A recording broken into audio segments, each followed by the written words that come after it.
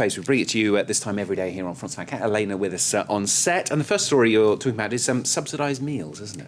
Yes, we had a look at this a bit yesterday. It's an EU scheme which risks being scrapped by ministers to save money, which feeds 13 million people every day in around Europe who can't afford to get themselves a hot meal. So a lot of the papers are quite worried about this. If we look at the communist paper L'Humanité, they've gone for hunger doesn't justify the means as a headline, playing, of course, on the play on words between la faim, hunger, and la faim at the end.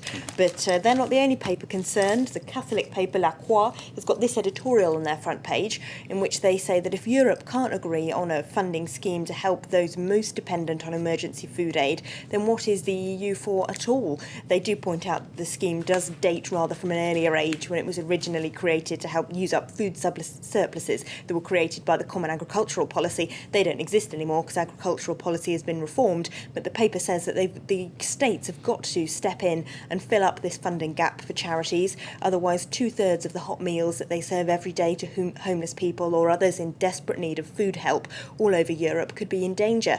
So they say that, of course, this is the worst time that this could happen because unemployment is so high around Europe and a lot of people are dependent on benefits that are being cut more and more by governments. Crucial story. You've got another financial disaster. This one's on the front of Libération.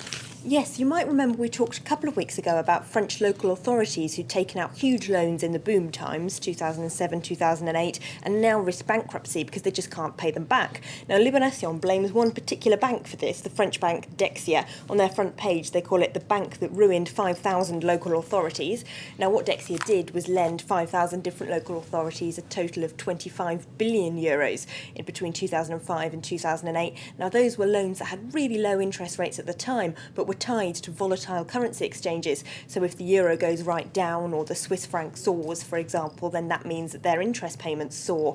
And Dexia also bought securities to cover those loans with big international banks, including Goldman Sachs and JP Morgan. So if the repayments for those or local authorities soar, it's not the French bank making the money, it's those big international banks. Libération says it is a complete scandal, it should never be allowed to happen, and something has to be done so that those local authorities don't go bankrupt.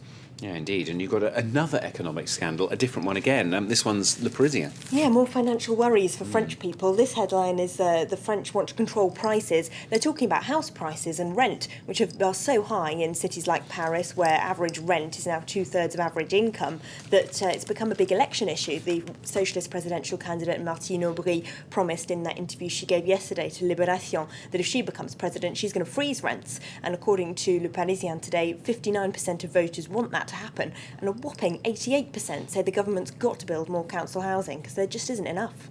And the last story you're going to pull out is actually in Le Figaro. This one's a bit of a shock. It's not a shock of the story, it's just a shock what's on the front page of Le Figaro, isn't it? Le Figaro rarely leads with anything other than French politics. They have looked beyond their own borders a little bit today. They've gone to with Italy paying for the indiscretions of Silvio Berlusconi as a top headline. Now, what's this story about? We know, of course, it's the endless stream of sex scandals coming out of Berlusconi's government, which have been running for at least a year and a half now. We've talked about them a lot in the international papers, but now they say it's that downgrading of Italy's debt that could really do what the sex scandals haven't been able to and push Berlusconi out of office.